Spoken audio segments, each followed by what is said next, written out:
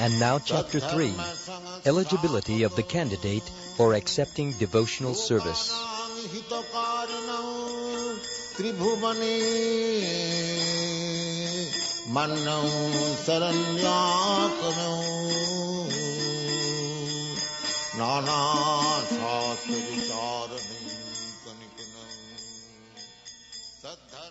On account of his association with Mahatmas, or great souls, 100% in the devotional service of the Lord, one may attain a little bit of attraction for Sri Krishna.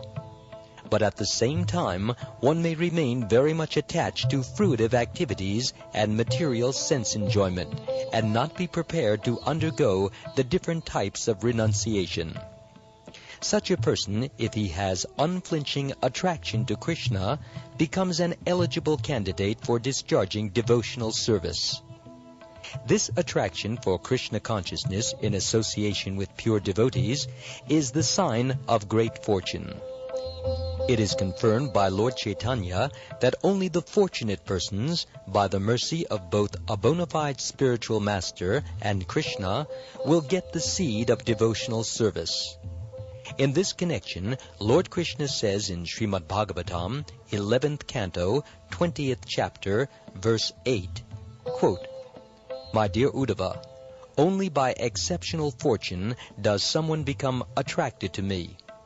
And even if one is not completely detached from fruitive activities, or is not completely attached to devotional service, such service is quickly effective." Unquote. Devotees may be divided into 3 classes. The devotee in the first or uppermost class is described as follows. He is very expert in the study of relevant scriptures, and he is also expert in putting forward arguments in terms of those scriptures.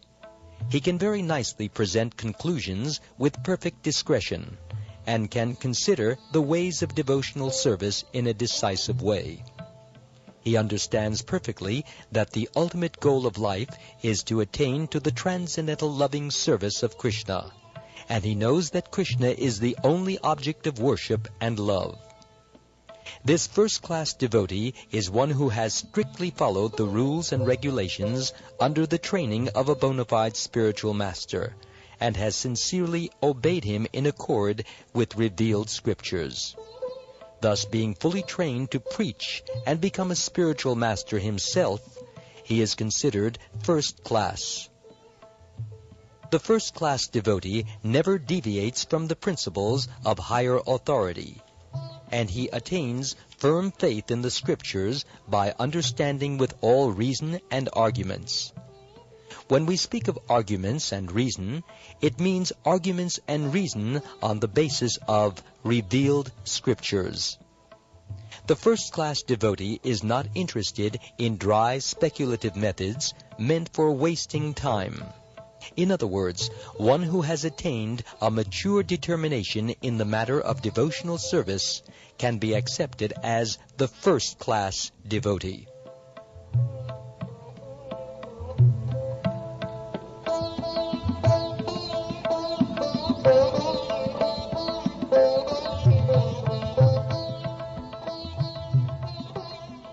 The second-class devotee has been defined by the following symptoms. He is not very expert in arguing on the strength of revealed scripture, but he has firm faith in the objective.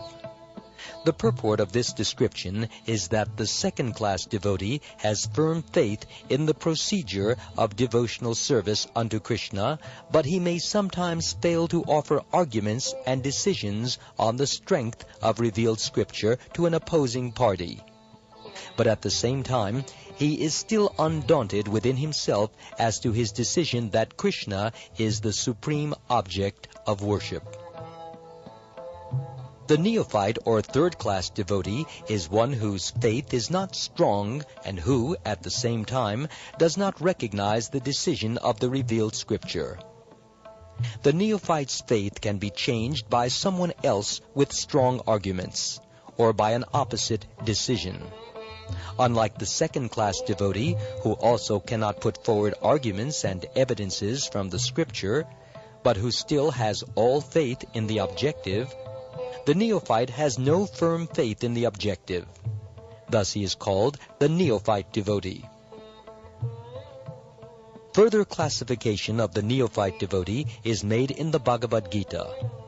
It is stated there that 4 classes of men, namely those who are distressed, those who are in need of money, those who are inquisitive, and those who are wise, begin devotional service and come to the Lord for relief in the matter of their respective self-satisfaction.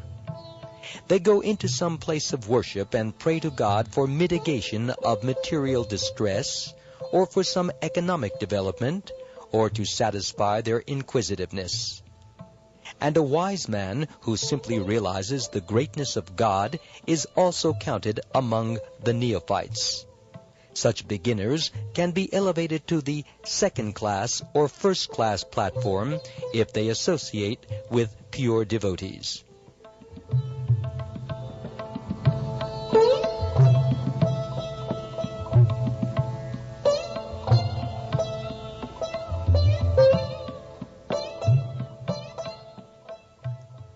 An example of the neophyte class is Maharaj Dhruva. He was in need of his father's kingdom, and therefore engaged himself in devotional service to the Lord. Then in the end, when he was completely purified, he declined to accept any material benediction from the Lord. Similarly, Gajendra was distressed and prayed to Lord Krishna for protection, after which he became a pure devotee. Similarly, Sanaka, Sanatan, Sananda, and Sanat Kumara were all in the category of wise, saintly persons, and they were also attracted by devotional service.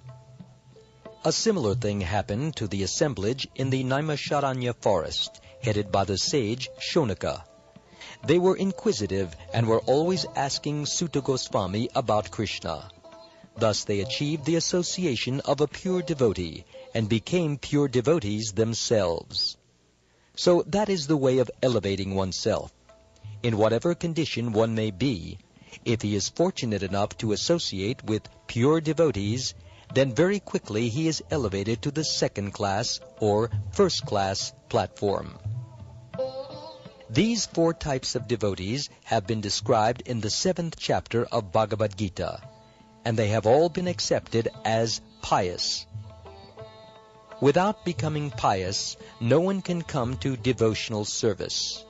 It is explained in Bhagavad Gita that only one who has continually executed pious activities and whose sinful reactions in life have completely stopped can take to Krishna consciousness. Others cannot. The neophyte devotees are classified into 4 groups: the distressed, those in need of money, the inquisitive, and the wise, according to their gradations of pious activities. Without pious activities, if a man is in a distressed condition, he becomes an agnostic, a communist, or something like that.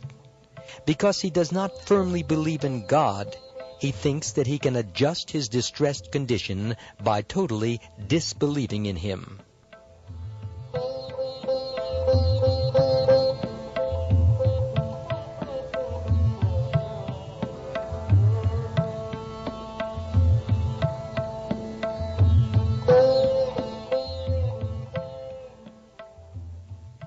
Lord Krishna, however, has explained in the Gita that out of these 4 types of neophytes, the one who is wise is very dear to him, because a wise man, if he is attached to Krishna, is not seeking an exchange of material benefits.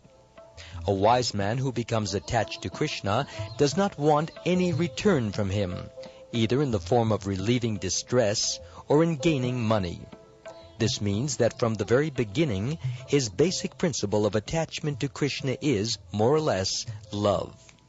Furthermore, due to his wisdom and study of Shastras, or scriptures, he can understand also that Krishna is the Supreme Personality of Godhead. It is confirmed in Bhagavad Gita that after many, many births, when one becomes actually wise, he surrenders unto Vasudeva, knowing perfectly well that Krishna, or Vasudeva, is the origin and cause of all causes. Therefore, he sticks to the lotus feet of Krishna and gradually develops love for him. Although such a wise man is very dear to Krishna, the others are also accepted as very magnanimous, because even though they are distressed or in need of money, they have come to Krishna for satisfaction. Thus they are accepted as liberal, broad-minded Mahatmas. Without being elevated to the position of a jnani or wise man, one cannot stick to the principle of worshipping the Supreme Personality of Godhead. The less intelligent, or those whose intelligence has been taken away by the spell of Maya, are attached to different demigods on account of the influence of the modes of nature. The wise man is he who has thoroughly understood that he is spirit soul and not simply a body. Because he realizes that he is spirit and Krishna is the Supreme Spirit, he knows that his intimate relationship should be with Krishna, not with this body. The distressed and the man in want of money are in the material concept of life, because distress and need of money are both in relationship with this body. One who is inquisitive may be a little above the distressed and the man in need of money, but still he is on the material platform. But a wise man who seeks Krishna knows perfectly well that he is spirit soul or Brahman, and that Krishna is the Supreme Spirit Soul or Para-Brahman. He knows that the spirit soul, being subordinate and finite, should always dovetail himself with the infinite and Supreme Soul, Krishna.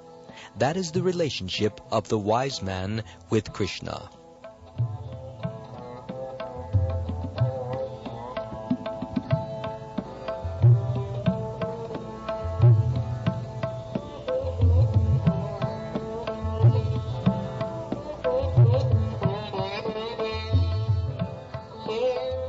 It can be concluded that a person who is freed from the bodily concept of life is an eligible candidate for pure devotional service. It is also confirmed in the Bhagavad Gita that after Brahman realization, when one is freed from material anxieties and can see every living entity on an equal level, he is eligible to enter into devotional service. As stated before, there are three kinds of happiness: material, spiritual, and devotional. Devotional service and the happiness due to its execution are not possible as long as one is materially affected. If someone has desire for material enjoyment or for becoming one with the Supreme, these are both considered material concepts. Because the impersonalists cannot appreciate the spiritual happiness of association and the exchange of loving affairs with the Supreme Personality of Godhead, their ultimate goal is to become one with the Lord. This concept is simply an extension of the material idea. In the material world, everyone is trying to be the topmost head man among all his fellow men or neighbors. Either communally, socially, or nationally, everyone is competing to be greater than all others in the material concept of life. This greatness can be extended to the unlimited, so that one actually wants to become one with the greatest of all, the Supreme Lord. This is also a material concept, although maybe a little more advanced.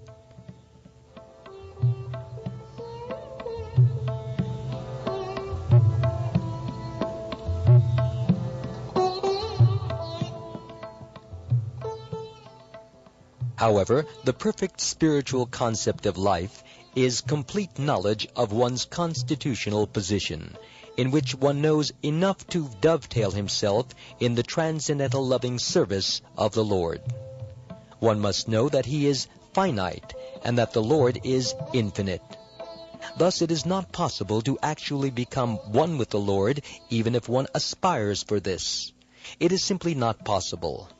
Therefore, anyone who has any desire or aspiration for satisfying his senses by becoming more and more important, either in the material sense or in the spiritual sense, cannot actually relish the really sweet taste of devotional service.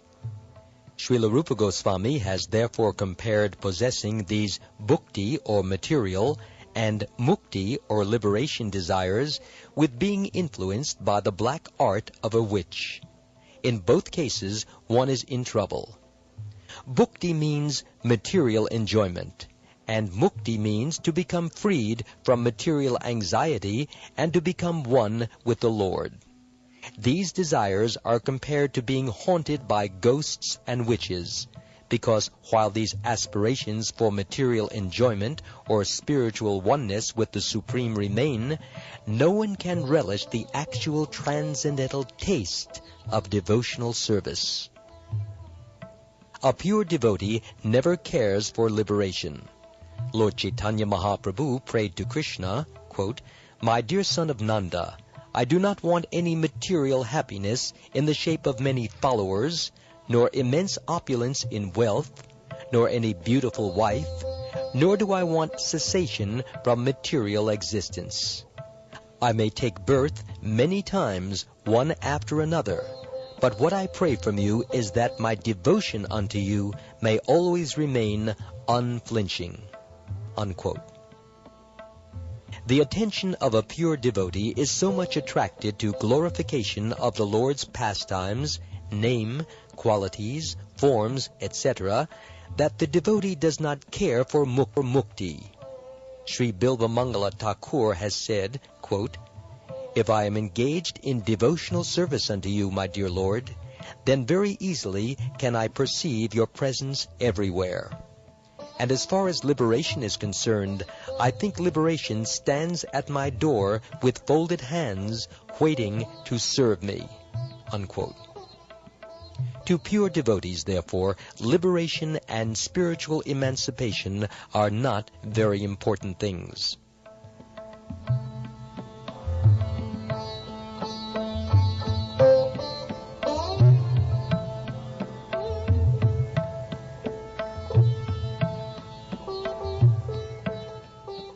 In this connection, in the third canto of the Srimad Bhagavatam, chapter 25, verse 36, Kapila Dev has advised his mother Devahuti as follows, quote, "My dear mother, my pure devotees are charmed by seeing my different forms, the beauty of my face, the structure of my body so enchanting. My laughing, my pastimes, and my glance appear to them so beautiful that their minds are always absorbed in thoughts of me, and their lives are dedicated fully unto me. Although such people do not desire any kind of liberation or any kind of material happiness, still I give them a place among my associates in the supreme abode." Unquote. This evidence from Srimad Bhagavatam gives assurance to the pure devotee of being elevated to association with the Supreme Personality of Godhead. Srila Rupa Goswami remarks in this connection that one who is actually attracted by the beauty of the lotus feet of Sri Krishna or his service, and whose heart by such attraction is always full with transcendental bliss, will naturally never aspire after the liberation which is so valuable to the impersonalists. A similar passage is also there in the third canto, fourth chapter, verse 15 of the same book, wherein Uddhava addresses Lord Krishna and says, quote, "My dear Lord, for persons who are engaged in your transcendental loving service, there is nothing worth obtaining from religiousness, economic development, sense gratification, or liberation, although happiness from these different sources can be very easily had by them. In spite of such facilities, my dear Lord, I do not aspire to achieve any such results. My only prayer is that I may have unflinching faith and devotion unto your lotus feet." Unquote.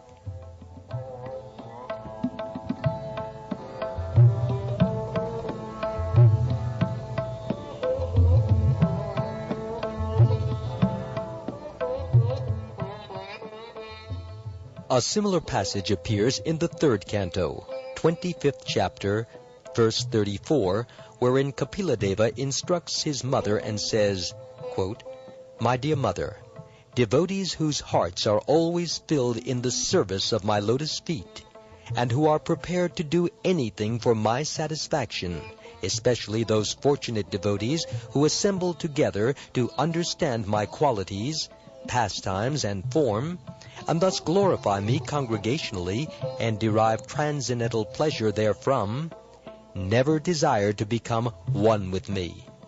And what to speak of becoming one with me if they are offered a post like mine in my abode, or opulence like mine, or even personal association with me with similar bodily features, they refuse to accept, because they are satisfied simply by being engaged in my devotional service." Unquote. In Srimad Bhagavatam, 4th canto, 9th chapter, verse 10, King Dhruva says, quote, "My dear Lord, the transcendental pleasure derived by meditation upon your lotus feet, which is enjoyed by the pure devotees, cannot be approached by the transcendental pleasure derived by the impersonalists through self-realization. So how can the fruitive workers, who at most can aspire to promotion to the higher heavenly planets, understand you, and how can they be described as enjoying a happiness similar to the devotee's happiness?" Unquote.